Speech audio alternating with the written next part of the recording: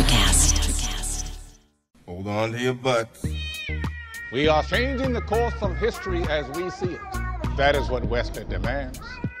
Now, this affects Iris. Iris, where are you? What you feel only matters to you. I do not entertain hypotheticals. The world as it is vexing enough. Iris, I have a tip for you. Don't take drugs! Or Whatever Movies with Wesley and Iris. What up, and welcome to Or Whatever Movies. I'm your co-host, Iris, and I'm here with my older brother. Ichishta. Wesley Ichishta. Today we're talking a movie from 2021 in theaters and on VOD. Da-da-da. No Time Da-da-da. to Die. Wah, wah, wah, wah, wah, wah, wah. Da-na-da-na, da-na-na. Man. You gonna keep that going? So we're talking about a movie from 2019. Wait, what? Yeah, man. Bond was the first major studio release to be pushed. It was originally 2019, and then, like a few other movies, they were like, let's push it into the really safe, super innocuous 2020. Yeah, they were like... And then COVID hit, and they're like, yeah, let's push it a couple weeks until this thing passes. Right? It was like A Quiet Place, too. It was like, no, we'll see. It'll be a month or two. Everyone chill out in your house, and we'll get back to this before summertime. That little girl who looks crazy like Elizabeth is like a teenager now. No, teenager. I'm saying he's like, it's my last Bond. I'd rather cut my wrist than play James Bond again, which he said after Spectre, which is like 5 years ago now. So Daniel Craig hasn't been James Bond for years, literally for years. Well, that makes sense why No Time to Die was on like the Dune schedule. Because 6 years is a long time between Bonds. Yeah, but this movie, I guess some of it happened in real time because he was all happy with Madeleine Swan, and then he finds out maybe she betrayed him, and then he casts her off, and then they reunite like 6 years later in the movie. I think it's technically 5 years, but she is definitely 6 or 7 because of the missing teeth. I mean, she doesn't really say much. They didn't risk giving her imperative lines where she talks Lucifer into letting her go or anything. She's very cute. She's very calm. In that SUV chase through Norway, she's just like, bump, bump, bump, like... We hit a bump on the freeway and Paloma was like, man. And this girl was like, I'm scared, and I have a scary look on my face, but did not cry one tear. Yeah, because they were off camera waving gummies at her or something. Yeah, very brave girl, but no surprise considering she's Madeleine Swan's daughter. And Madeleine Swan sure took care of business in her backstory cold open. I mean, she didn't finish the job. Neither did he, I guess. And by he, I mean Rami Malek. Lucifer Safin. Sorry, Lucifer. Exactly. The aptly named Lucifer Satan? Yep. This Safin character, I don't think is new. I don't think any of these characters are new, obviously, down to Felix Leiter and stuff.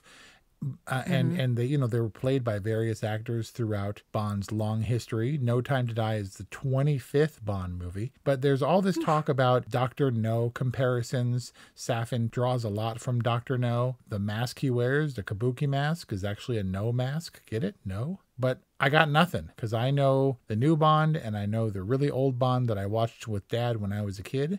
And in between, I really lost that Bond thread. So a lot of the stuff that I read about this movie after the fact is connections. You look how it ties into this movie and the Timothy Dalton movie. And I'm like, I got nothing. And Kelly came into it just as cold as I did. She was like, so was she in the last one?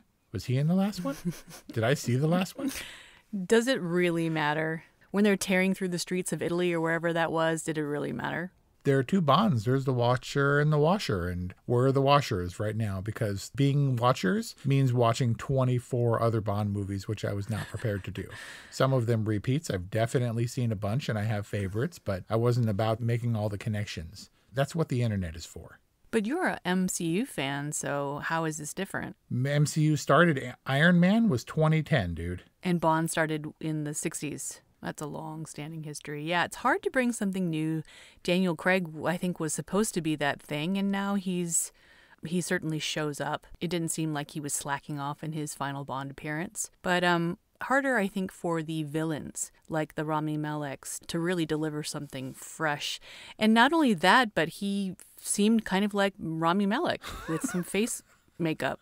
Like, not to say that he's innately creepy, but wasn't he just kind of doing his thing? There's not a whole lot of prominent Egyptian actors, but I think that even in the scope of Egyptian nationality, I've been to Cairo. You've been to Cairo multiple times. Rami Malek still looks distinct in his appearance. Like, I mean, when I was wearing sunglasses, people mistook me for Egyptian when I had my beard and I was walking around Cairo by myself. Rami Malek is an unusual looking dude, and I guess in that way makes a noteworthy or a distinctive Bond villain. Yeah, he's got a pretty icy stare in the big monologue between the two of them when he's talking all serious in the samurai outfit or the gi or whatever he's wearing in his tea room or poison room or whatever. Right, the geometrical Bond villain palace with the breakaway floors. He has an icy, unbreakable stare that was so creepy. I thought his eyeballs were going to pop right out. It's a good match for Daniel Craig's equally cold, icy Bond stare, unless he's all prostrate and like begging forgiveness. He was pulling the extra sidearm out of his pants. Yeah, I mean, I guess eventually he did that, but he groveled for kind of a long time. He did, which didn't help because it was clear the filmmakers were trying to portray a more sensitive, more in touch Bond who's facing love and humanity and what it's like to create another human. And so the fact that we're questioning if that grovelly thing was sincere worked against what the filmmakers were trying to create in the Bond character. For sure, because he was not only connected to his love interest, to Madeleine Swann, but also this little girl who at the time, I'm sure he suspected, he's smart, that it was his daughter, but wasn't for sure. He was still fully prepared to die or whatever, even though he had no time for it. But that also influenced Bond, who wasn't the smarmy, kind of at all ladies' man. Paloma shows up and is like, "Hello, Mr. Bond, I am here to help you." And he's like, "Okay." And she kicks a bunch of stuff and she's like, "Goodbye, Mr. Bond." And she takes off and we never see her again. And he was like, "You were excellent," right? Like all platonically. I think that regardless of the state of his affairs or his relationships, I'm pretty sure that multiple Bonds have slept with multiple women in multiple movies, Daniel Craig included. But he's now like a one-woman Bond. All the Bond girls were agents. Ana de Armas was, I guess, a Cuban agent. She was CIA. She was CIA. Yeah. I mean, 3 weeks of training, and his Jamaican, the Jamaican Ruse by 007, the other 007, another agent. So all the Bond girls were partners in arms? They drew a lot of criticism. Daniel Craig recommended Phoebe Waller-Bridge, the star of Fleabag and other stuff, as a writer on this, and everyone was like, "Oh, diversity, Time's Up movement, all that stuff." And it may have coincided with that time, given that this movie was, a long time ago in the making when she was announced. She came on relatively late, but he said, it was for her talent, for her ability to punch up this dialogue a little bit, but also representation for women on screen has changed. They weren't, playthings for Bond or eye candy, and most of the saving and rescuing had to do with the little kid. Wait a second. I mean, she may have been CIA, but was that dress on Ana de Armas really necessary? It was... That's not eye candy? It was definitely a Bond girl dress. Bond girl is a little bit weird. Even that term is a little weird. But apparently that dress was designed specifically for her to be able to move and kick and flip and fly and also still look good like at a party. And for her boobs to not come flying out at any given moment? It was scientifically engineered. I liked her in this performance. I liked her name. I thought she looked gorgeous, and it was a nice counterpoint to her performance in Knives Out, where she also played across Daniel Craig. Yeah, their reunion, albeit in completely... He was like Colonel Sanders in that movie, right? Yeah, and she was all frumpster. Or no, is it Foghorn Leghorn? That's probably better. That's right. Yeah, so he recommended her based on that role and working with her before. And I think she was great for all of the 5 minutes she was in this movie. Yeah, that was the other problem. She kind of came and went And then we moved on to the next set piece. What was your favorite set piece of this film? Well, it's interesting because it's totally compartmentalized. And I was like, seriously, we're doing the bioweapon thing, MacGuffin again? All right, whatever. And all these Bond movies have to go to a fortress of solitude, a stronghold, all geometric with like acid fountains and stuff. And there's the obligatory car chase. They made a big deal about that motorcycle, ridiculous motorcycle jump in Spain or Italy, I think is where they were.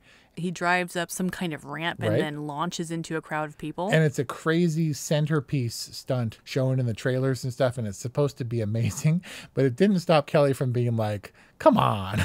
Like it was such a great, crazy looking stunt that it looked absurd. Yeah, a lot of the motorcycle stuff was pretty wild. I mean, James Bond movies are inherently silly things, I think, and it had always been tongue-in-cheek, but we're kind of in a different era, and I came to the realization on No Time to Die, which is not by any stretch a bad Bond movie. I think it's a perfectly fitting Bond movie and maybe a good send-off for Daniel Craig, but I never thought I would say that kind of the Mission Impossibles are better. And maybe it's because of Bond's constraints, because of his history, and because this Bond is tougher and more soldier-like and serious. They're not quite as fun. Like he's like the most depressed Bond ever. He's got so much trauma, and he's still moaning about Vesper Lynd, who we haven't seen since 2006. Doesn't this just make it more British? Like, aren't... I don't think that's racist. What is that, nationalist? I think that this is still a British franchise with British sentiments. And they're aware of this. Like, it's not coincidence that they cast the douchebag from Big Short to be the American villain. The blonde guy? Yeah, the blonde guy. Book of Mormon, Billy Magnuson.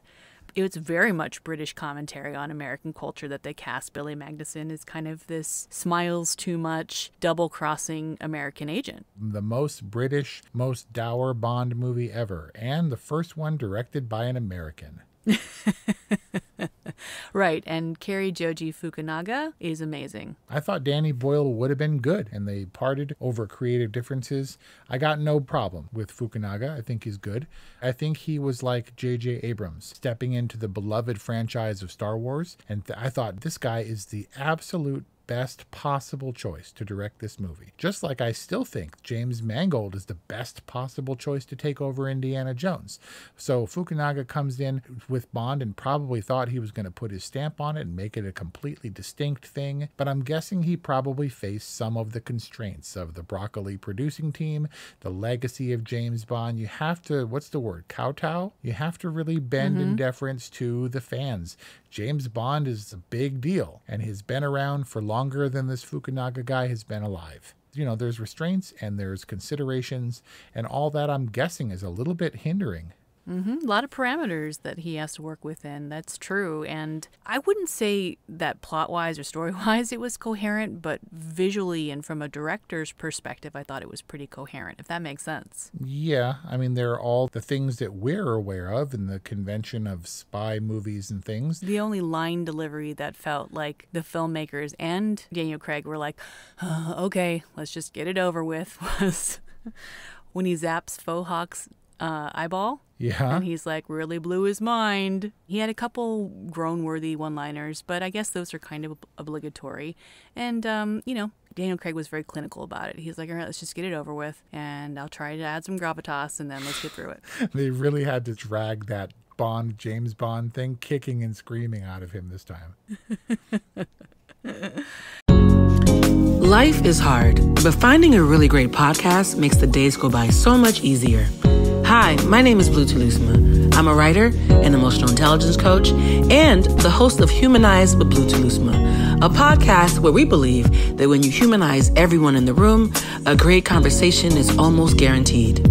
Join us every week here on Electricast as me and my guest co-hosts unpack big topics and interview even bigger personalities with a sense of humor and a dash of mischief. If you're looking for a new best friend in your head, we've got you covered. Electricast. But I thought that he really makes this. He really shines. There was one scene where he where there was a big James Bond size hole. Like I was like, where is Daniel Craig? Oh, it was in the invasion of the biotech laboratory, the first one. This was when the Spectre, like SWAT team, invades to get the weaponized nanobot thing.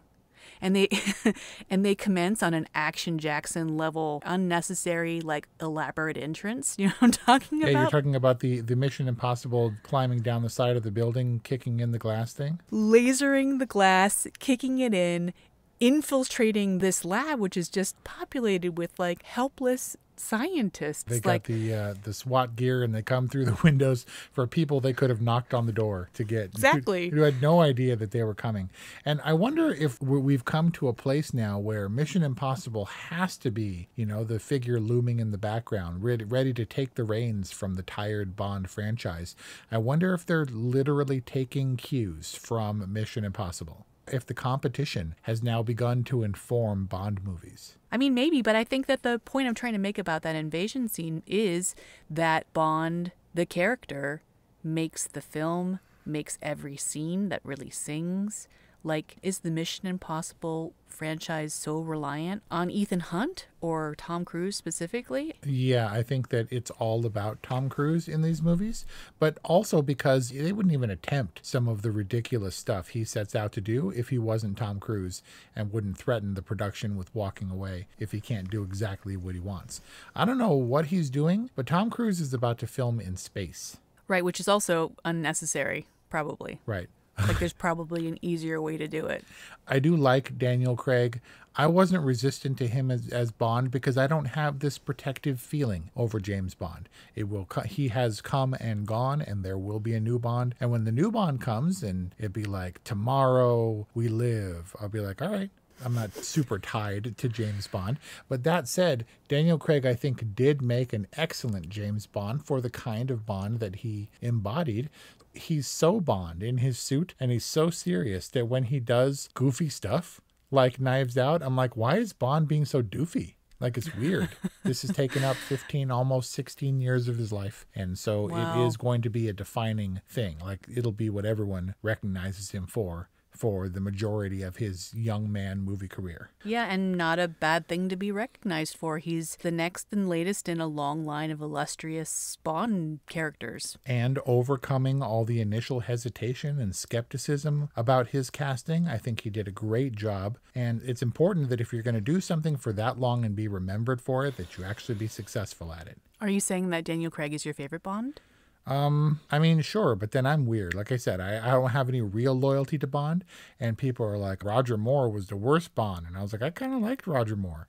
I kind of liked Pierce Brosnan, and he was kind of panned and sidelined. Bond is always going to be a little bit silly. They seem to have done away with the hammy, smarmy, tongue-in-cheek jokes for the most part by making him brooding and haunted. But inherently, like the nanobot acid farm where they have to grow nanobots or whatever. And there was all this science fiction going on, and I was trying my darndest to track it. And I was like, wait, isn't the feud between Rami Malek and Christoph Waltz, weren't those characters really the ones that were at odds? Because Christoph Waltz was Spectre, and Spectre killed Rami Malek's family, and Swan's dad was in Spectre, and then maybe Bond was a part of it somehow? Sure. What? They didn't see eye to eye. That was a terrible joke. It didn't really work because he had a bionic eye.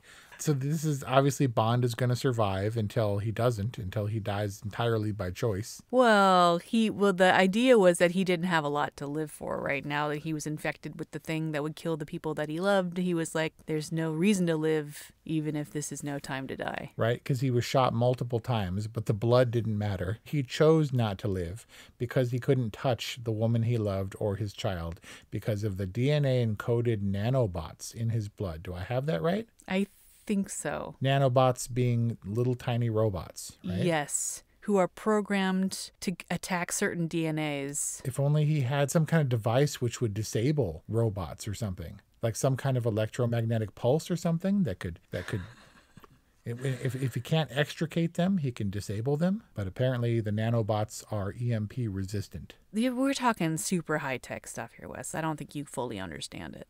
James Bond has to die willingly because Spectre, in general, is terrible at killing James Bond. Like, they can't do anything to this dude. But he could have run for it. Dive. I mean, how many other explosions did he survive in this movie? He definitely survived. James Bond was explosion adjacent this entire movie. There's no way. He could not have been more well placed for the Spectre explosion at Vesper's grave. He picked up the card, got wide eyes, and boom, it blew him off his feet. Yep. They're terrible at killing James Bond. But I seriously counted 4 explosions that should have outright killed him before the big explosion. There was the one by the control room door where he gets blasted down the stairs. Right. The initial one at Vesper's grave. There's the hand grenade that he threw up in the air that exploded that should have killed him. And then there was the boat explosion, which killed Felix. Oh, right. He must have some like Q level force shield thing going on. And Spectre, I think, knew that. I think they were just messing with him because did you notice that nobody in this movie, Spectre or otherwise, bothers to rig James Bond's car? He just got in every car and fired it up. And that is the fanciest armored vehicle I've ever seen. Yep. They shot up the entire car, but didn't shoot the tires so that he could just drive away. Yeah, none of the bullets penetrated, but they persisted. They were like, maybe if we shoot it for another 30 seconds, we'll eventually get through the glass, which is, I think, what would have happened, right? Well, I think, that was the idea, that Bond let them get like a millimeter away from shooting up Swan to teach her some kind of lesson about betrayal and love. He was pretty petty about that whole thing, He was. He was also wrong. Yeah, and and to her, and in his defense, she didn't exactly go to great lengths to exonerate herself. She's like, I didn't do it. And then it was like, kind of take it or leave it. She's like, I got something to tell you, meaning I'm pregnant. And he's like, I bet you do. I was like, okay, they've got some communication issues. But, they both are broken people, and they're doing their best. And ultimately, he many times sets her up to go and live her best life, I guess. Yeah. And once he disposes of himself, no one will ever come for her again. I don't understand Rami Malek's or Christoph Waltz's interest in Swan. Why did he kidnap her? They're gone now. Why did he go to such great lengths to kidnap both of them, only to just let the girl go? Get out of here. Yeah, go away. What happened? He just totally let her go. I thought that he did the thing where he planted nanobots in her hair or something, sabotage her so that the reunion would be bittersweet and possibly deadly like it was for Blofeld. That was her whole reason for being abducted, was to kill Blofeld. She couldn't do it. She wanted to go home. He's like, where are you going? And grabbed her wrist, and then ultimately he killed him, albeit inadvertently, despite the fact that he was attempting to choke him to death for at least the first part of it. So I'm looking at my notes because it's important that I remember certain things so that I can bring them up like I'm about to do now when I'm going to ask you why I wrote down Smart Blood. Smart Blood. Q equips Bond with Smart Blood, yes. which I don't think came into play, although they made a big deal of showing his blood dripping on the pavement after his run-in with Rami Malek. Right, because the nanobots were in his system and were reminding him. But I'm telling you, man, nanobots was the thing. He had an EMP watch and Smart Blood and couldn't do anything about it. I mean, I get the Smart Blood was supposed to be like a monitoring system to where it measures your vitals and reports them back, but they really didn't make any use of that at all, did they? I don't think so. I also thought that when Safin was shooting him repeatedly and he was in the water or whatever, I was like, why isn't it burning him? Because when he's shooting him, he's lying in that puddle or that weird pond thing. So only some of Safin's ponds are poisonous or acidic, right? It was like a clear water pond in the midst of a poisonous garden. Right. It's a good thing he fell into that one. Why was the water corrosive in the farming facility? What was the farming facility? Why did they have those little cups that they were dipping in? There are Bond nerds who are like, you don't understand. It was because this and this and this and Safin and the history and her dad. And it's just silly. I have no idea what they were doing in there, but they were all milling around and they had little tiny Japanese tea ceremony metal cups that they were digging around with. And then homeboy, she decided it was his time to die, and she fries him up well and good. Yep. And Kelly actually pointed out that that was the title of the movie, not just a play on the title, but she said, "Do you know what time it is?" And he said, "No." And she said, "Time to Die." And that was the full title. Oh, between their two lines. Now I get it. Yeah. Because Wow. writing. Wow. We're kind of James Bond newbies. We were just kind of watching this one for the fun. And there was some fun. I mean, it was machine guns in the car and donuts and stuff and motorcycles and... Donuts. Oh, car donuts. Yeah. We didn't have donuts, which would have made No Time to Die probably even a more enjoyable experience, but it was fun for what it was. So when the funny, dumb stuff comes up like that, we notice it because we're not so heavily invested, because we're not Bondophiles or whatever. Are you kind of more of a classic donut? Are you into the classic donuts or like the fancy experimental cronut bacon top donuts? I got no problem with that new stuff, but I do think it overcomplicates things. More flavors kind of just means more flavor. And I'm much more traditional. I'm in the minority in that I like buttermilk donuts. Those like 1 pound heavy donuts, those are the bomb. Yeah, the old fashioned ones. Not even chocolate. Give me a heavy glazed buttermilk donut and I'll be happy. Dude, you have to try the Graeter's old fashioned sour cream buttermilk glazed donuts. Where? They will blow your mind. From Graeter's. It's like the sweet shop in Cincinnati. Okay, next time I'm in Cincinnati, I'm totally hitting that place up. I'm still a Krispy Kreme, like hot off the conveyor belt, like simple glazed donut fan. Yep. But I'm down with the cronut. I don't know, like the Fruity Pebble and all that kind of stuff. I have no idea how to segue back to There is Bond. no segue back to this other than donuts are fun. No Time to Die is fun. Is it fun? Sure. And it better be because it's super long. I think we agree. More fun with donuts. Do we agree on our final rating? Yeah, I'm sure. I mean, it was fine. It was fun for what it was.